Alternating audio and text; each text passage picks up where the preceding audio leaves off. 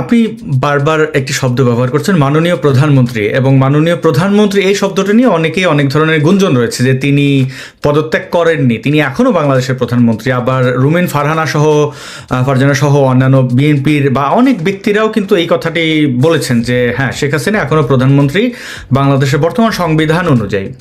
আপনি কি সেই অর্থেই তাকে প্রধানমন্ত্রী ভাবছেন, নাকি আওয়ামী লীগের সভানেত্রী হিসেবেই আপনি তাকে? না, তিনি মাননীয় প্রধানমন্ত্রী যদি এখনো প্রধানমন্ত্রী না থাকতেন, তিনি ক্ষমতা হস্তান্তর করে বা তিনি যদি পদত্যাগ করে ক্ষমতা হস্তান্তর করে অন্য একজনের কাছে দিতেন, ঘটনা যদি এমন হতো, তাহলে আমি তাকে বাংলাদেশ আওয়ামী লীগের সভানেত্রী বলতাম বা সাবেক প্রধানমন্ত্রী বলতাম। যেহেতু তিনি এখনো পর্যন্ত বাংলাদেশের প্রধানমন্ত্রী, তাই আমি তাকে প্রধানমন্ত্রী সম্বোধন করছি। তিনি কি পদত্যাগ করেছিলেন, এটা নিয়ে অনেকের প্রশ্ন। প্রধানমন্ত্রী পদত্যাগ করেননি, তিনি কোনো পদত্যাগপত্র জমা দেননি। এই পদত্যাগপত্র দেওয়ার সুযোগও মূলত তার ছিল না, তাকে যে টাইম ফ্রেমটা বেঁধে দেওয়া হয়েছে। আপনারা জানবেন যে সেনাপ্রধান মিস্টার ওয়াকার সাহেব, তিনি কিন্তু কয়েক রকমের কথা বলেছেন। একটা হচ্ছে তিনি যে চলে গেছেন এটা ওয়াকার সাহেব জানতেন না। তারপরে প্রথমবার বলেছেন যে তিনি পদত্যাগপত্র জমা দিয়েছেন, একবার বলেছেন 45 মিনিট সময় দিয়েছেন। ফলে তার কথা খুবই বিভ্রান্তিমূলক আসলে। মাননীয় প্রধানমন্ত্রী কিন্তু পরিষ্কারভাবে আপনারা দেখেছেন যে একটি ফোন কনভারসেশনে তিনি পরিষ্কারভাবে বলেছেন, এবং একই সাথে আমাদের যে প্রধানমন্ত্রীর পুত্র, তিনিও কিন্তু বলেছেন যে তিনি ক্ষমতা হস্তান্তর করেননি এবং পদত্যাগপত্র জমা দেননি। এবং ক্ষমতা হস্তান্তর তিনি কার কাছে করবেন, তাই না? কোনো ধরনের সুযোগ তো নেই এখানে। আর সেটা যদি হয়েও থাকে, এখনো পর্যন্ত এই সরকার এত কিছু দেখাচ্ছে, এই সরকার সেই পদত্যাগপত্রের একটা কপি দিলেই তো পারে, আমরা সবাই দেখতাম, অপরাধের কিছু নেই। নিজম ভাই, আরেকটা বিষয় যে তিনি যদি পদত্যাগ করেও থাকতেন, এটাও আমি আপনাকে একটু বলি, ধরা যাক যে তিনি পদত্যাগ করেছেন, আমি আপনার সাথে যুক্তির খাতিরে যদি তা ধরেও নেই, পরবর্তী প্রধানমন্ত্রী আসার আগ পর্যন্ত তিনি প্রধানমন্ত্রী থাকবেন, এইটাও আমাদের 57(2)তে বলা। আমি আইন বিশেষজ্ঞ বা আইনের ছাত্র কিছুই না, তারপর আমি এটা জানার চেষ্টা করছিলাম। তো একদম নরমাল, যে কেউ এটা দেখতে পারে। হ্যাঁ, তো আপনি সজীবদের জয়ের কথা বলছিলেন, তিনি শেখ হাসিনার, আমাদের আওয়ামী লীগের যিনি নেত্রী আর কি, তার সন্তান। তো তিনি তো এই কথাও বলেছিলেন যে তিনি আশা করছেন ডক্টর মোহাম্মদ ইউনূস বা সেনাপ্রধান তাকে আশ্বস্ত করেছেন যে এতদিনের মধ্যে, একটা টাইম ফ্রেমের মধ্যে ইলেকশন হবে। তো প্রধানমন্ত্রী যদি থাকেনি শেখ হাসিনা, ইলেকশন হবে মানে, আচ্ছা ওই অর্থে বলেছেন যে ক্ষমতা হস্তান্তরের আগ পর্যন্ত তিনি প্রধানমন্ত্রী থাকবেন এমনটাই। ওয়াকারুজ্জামানের কথা আসছিল, তিনি তো শেখ হাসিনার মনোনীত, মানে তিনি যাই হোক। তো আবার আওয়ামী লীগের অনেক নেতাকর্মীরও ক্ষোভ আছে তার উপরে। তিনি শেখ হাসিনাকে চেপে ধরে এক প্রকার বের করে দিয়েছেন দেশ থেকে বের হতে বাধ্য হয়েছেন, এমন কথা শোনা যায়। তো শেখ হাসিনার আত্মীয় বলা হয় বা কাছের লোক সেনাপ্রধান, তিনি এই কাজটি কেন করলেন? তিনি ভালোবেসে করেছেন নাকি বাধ্য হয়ে করেছেন? না, মাননীয় প্রধানমন্ত্রী এখনো পর্যন্ত আমার জানা মতে মনে করেন না যে ওয়াকার সাহেব কিছু করেছেন, এটা এখনো তিনি মনে করেন না। তিনি যদি কখনো প্রকাশ্যে সেটা বলেন, তাহলে সেটা নিয়ে আমি উনার মতামতের ভিত্তিতে তখন আলাপ হতে পারে। এখনো পর্যন্ত যেহেতু তিনি এই ধরনের কোনো কথা বলেননি, এগুলো আমার আর আপনার বিশ্লেষণ হতে পারে বা নেতাকর্মীদের বিশ্লেষণ হতে পারে, কিন্তু মাননীয় প্রধানমন্ত্রী তার নিজের মুখে এই ধরনের কোনো, আমার এখনো পর্যন্ত জ্ঞানত, যতটুকু পর্যন্ত আমার ইনফরমেশন আছে, তিনি মনে করেন না এবং তিনি এখনো পর্যন্ত সেটা বলেননি।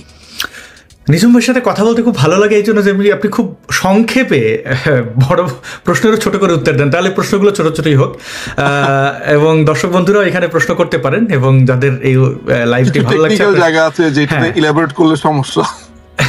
হ্যাঁ, ভালো না, আসলে উত্তর এত পেঁচানোর কিছু থাকেও না, আসলে ছোট ছোট উত্তর ছোটভাবে দেওয়াও ভালো। সবারই তো সময়ের থাকে, যারা শোনেন তাদেরও বেশ আগ্রহ থাকে এই বিষয়গুলোতে। আপনি কি মনে করেন, বাংলাদেশের ক্ষমতায় কি আওয়ামী লীগ আবার ক্ষমতায় আসতে পারে? কি মনে হয়? অনেকে অনেক কথা বলেন, আমেরিকান ইলেকশন, ভারতের নরেন্দ্র মোদীর অবস্থান, অনেক বিষয় নিয়ে অনেক আলোচনা পর্যালোচনা থাকে। এমন কি কোনো সুযোগ আছে নভেম্বর, ডিসেম্বর, জানুয়ারি? বাংলাদেশ আওয়ামী লীগ, আমরা রাজনীতির ক্ষেত্রে আমাদের অনেক ভুলভ্রান্তি আছে, আমরা অনেক ভুলভ্রান্তি করেছি। আমরা তো ধরেন একটা রাজনৈতিক দল হিসেবে বাংলাদেশ আওয়ামী লীগ তো ধরেন, আপনি তো ফেরেশতার সাথে তুলনা করতে পারেন না, ইউটোপিয়ান কোনো কিছু তুলনা করতে পারেন না যে কোনো ভুল ত্রুটিহীন একটা দল থাকতে পারে, তাই না?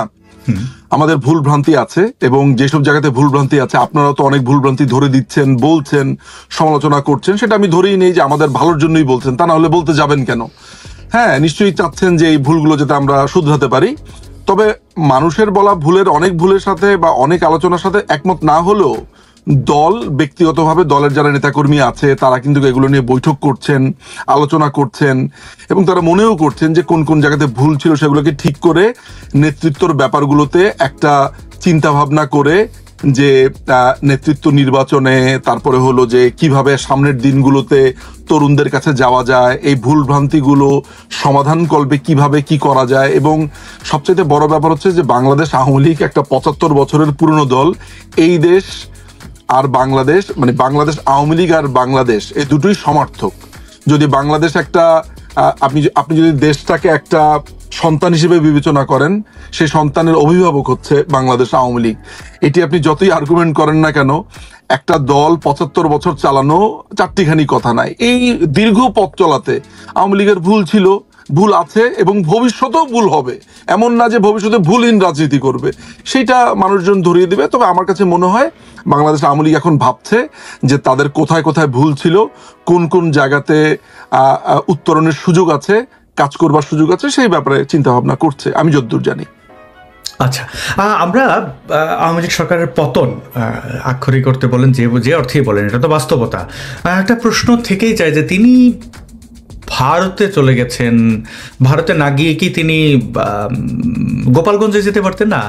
মানে সেখানে তো নিরাপদ থাকতেন না। প্রথম কথা হচ্ছে যে এই সরকারের পতন আমি এটা বলবো না, আমি বলবো যে একটা দখলদারি সরকার দখল করেছে এবং সেটা গায়ের জোরে করেছে, এবং এটাকে আমি একটা দখল বলবো, আমি পতন বলবো না।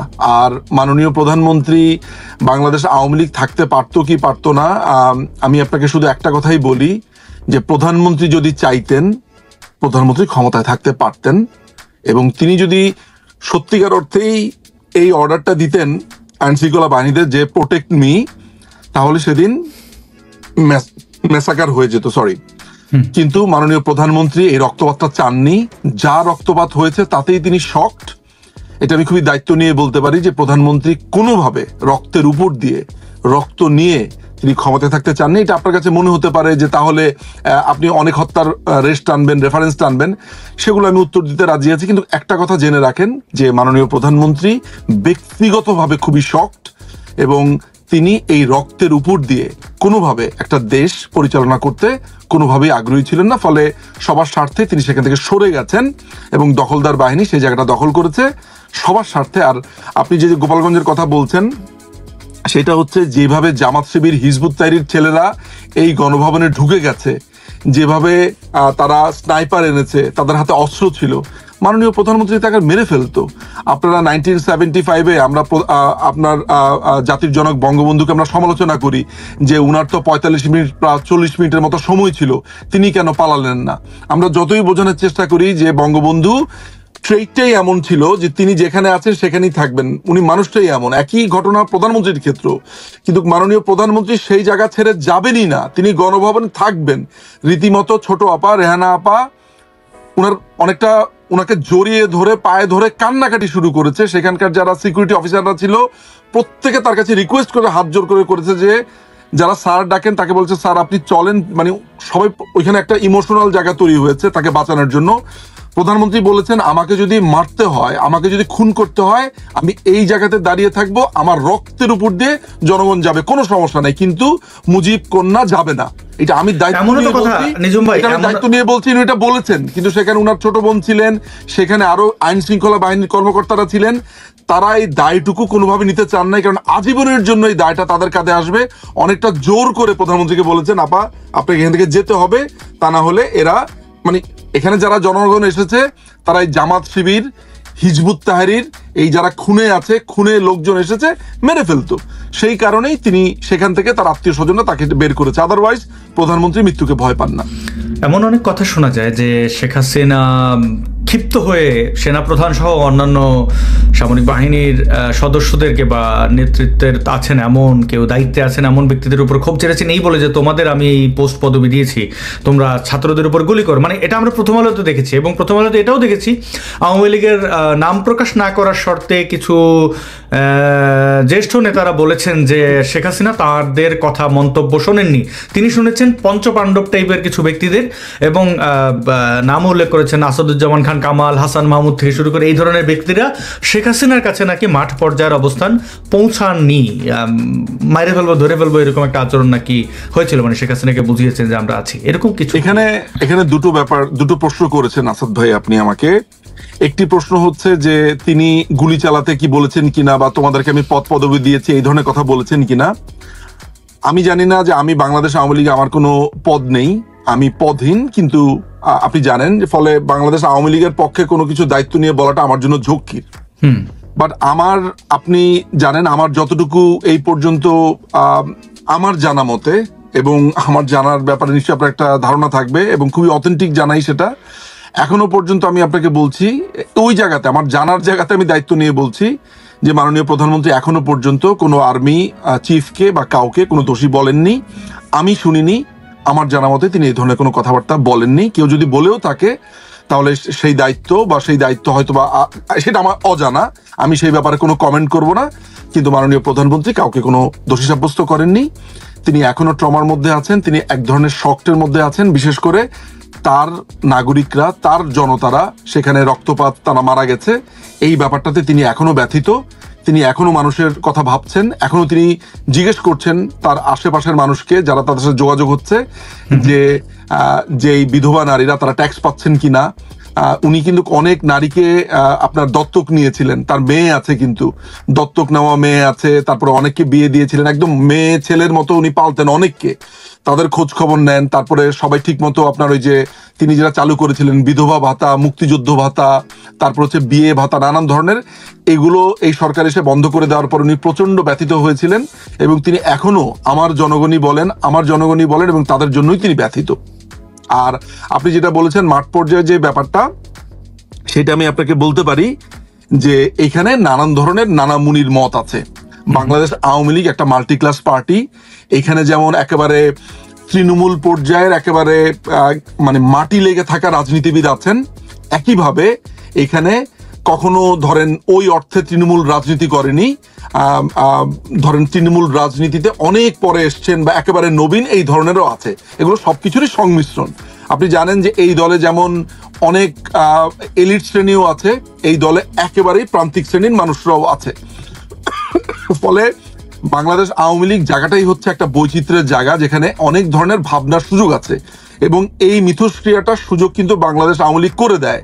তাদের কথা শোনে প্রধানমন্ত্রী, সেগুলো মনোযোগ দিয়ে শোনেন, এবং অনেকের অনেক ধরনের মতামত আছে। অনেকে বলছে যে এইভাবে হলে ভালো হতো, ওভাবে হলে ভালো হতো, ইনফ্যাক্ট আমারও দ্বিমত আছে। ফলে সেগুলো নিয়ে আলোচনা থাকবেই, কিন্তু এইটা নিয়ে কোনো ধরনের বিরোধ দলের মধ্যে নেই। এরপরে যেটা দেখা যায়, আমরা বাংলাদেশে যারা অবস্থান করেছে, হচ্ছে যে আপনার তো বাংলাদেশে সম্প্রতি আপনি গেছেন কিছুদিন আগে, কয়েক মাস আগে, তো বাংলাদেশের রাস্তাঘাটে সব জায়গায় হাঁটা চলা করলে তো আওয়ামী লীগ ছাড়া আর কাউকে আমরা দেখতে পাইতাম না। আওয়ামী লীগের নেতা, আওয়ামী লীগের সবই আওয়ামী লীগ কেন্দ্রে, কিন্তু ছাত্রদের এই আন্দোলন এবং পরবর্তীতে সহিংসতা, সেটা নিয়ে বিতর্ক থাকতে পারে। আপনি বলতে পারেন ছাত্রদের মধ্যে স্নাইপার ছিল, আবার ছাত্ররা বলছে আওয়ামী লীগের লোকজন গুলি করেছে, আবার আপনারা যেমন তাদের ব্যাপারে প্রমাণ দিতে পারছেন না যে তাদের কাছে আসলে স্নাইপার ছিল, আবার ছাত্ররাও এই প্রমাণটাও দিতে পারছে না যে শেখ হাসিনা অর্ডার দিয়েছে, অর্ডারের কপি কোথায় বা প্রমাণ কোথায়। তারা অনেকদিন ক্ষমতায়, কিন্তু সেরকম কোনো প্রমাণ আমরা দেখছি না, এটা একটা ফ্যাক্ট। কিন্তু আওয়ামী লীগের সেই নেতাকর্মীরা কেন ঝিমিয়ে পড়লেন? এটার কারণ কি মনে করেন? এটা ঝিমিয়ে পড়েননি আসাদ ভাই, এখানে এই জায়গাতেই আর কি আপনি আপনার প্রশ্নের উত্তরটা হয়তো বা এটা হতে পারে।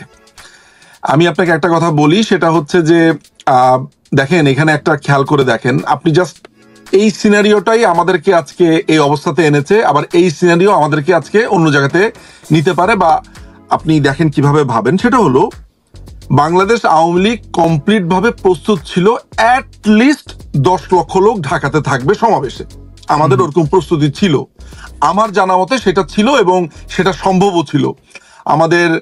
আপনি যদি শুধুমাত্র আমাদের কয়েকজন নেতার নামই শুনেন, আমাদের যদি শুধু জাহাঙ্গীর কবির নানক ভাইয়ের কথা আপনি চিন্তা করেন, বাহাউদ্দিন নাসিম ভাইয়ের কথা চিন্তা করেন, মাহবুল আলম হানিফ, তারপরে হচ্ছে ওইদিকে হচ্ছে আমাদের শামীম ওসমান ভাই, তারপরে হচ্ছে নিখিল ভাই।